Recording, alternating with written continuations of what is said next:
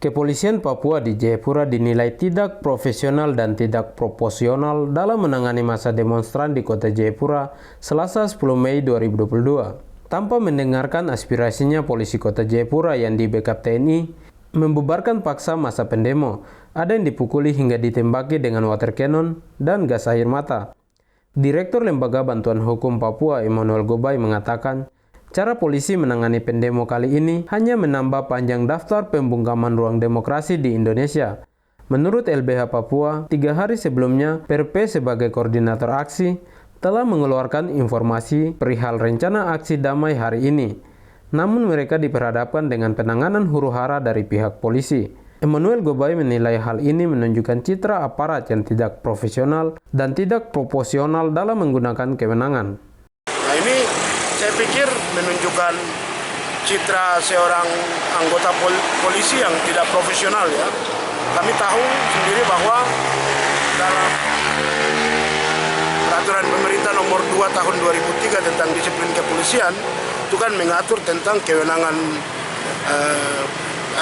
dilarang melakukan tindakan penyalahgunaan kewenangan. Yang terjadi ini kan di luar dari bagian dari tindakan penyalahgunaan itu. Kenapa saya katakan penyalahgunaan? Karena mayoritas aksi ini kan mereka lakukan dengan sendiri sampaikan kepada publik bahwa mereka akan lakukan aksi dengan damai. Sementara penanganannya itu dilakukan seakan-akan aksi ini dilakukan dengan chaos. Kalau chaos pun aturan di kepolisian itu ada peraturan Kapolri tentang penanganan aksi huru-hara atau juklak tentang penanganan aksi anarkis. Di situ ada rambu-rambunya gitu yang harus diikuti.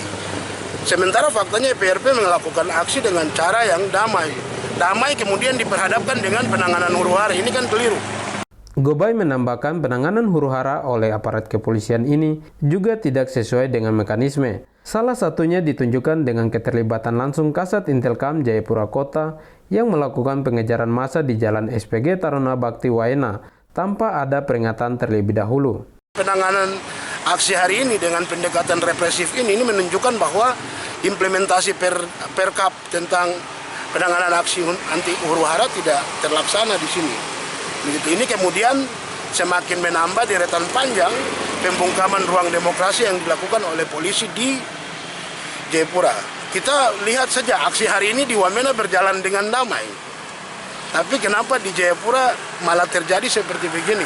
Padahal kan pijakannya undang-undang yang sama, Undang-Undang Nomor 9 Tahun 1998. Emmanuel Gobay juga mengungkap ketidakprofesional polisi juga ditunjukkan melalui penangkapan 7 orang termasuk juru bicara PRP dan juru bicara KNPB di Perumnas 4. Gobay mempertanyakan dasar hukum dan surat penanganan ke-7 orang tersebut.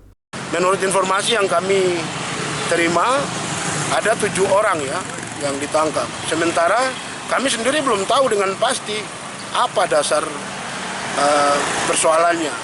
Kira-kira persoalan hukum apa yang dilakukan dan dasar hukum apa yang dilanggar. Itu kita belum tahu. Di atas itu kita juga bertanya, penangkapan mereka apakah dilengkapi dengan surat tugas dan surat penangkapan atau tidak. Kalau seandainya tidak, di atas masalahnya juga tidak jelas. Berarti ini kan fakta penangkapan secara sewenang-wenang. Sebelumnya, Kapolresta Jayapura Kota mengatakan, penanganan aksi ini pasalnya tidak ada pertanggungjawaban mulai dari surat pemberitahuan yang disampaikan kepada pihak kepolisian dan tidak ada koordinasi teknis.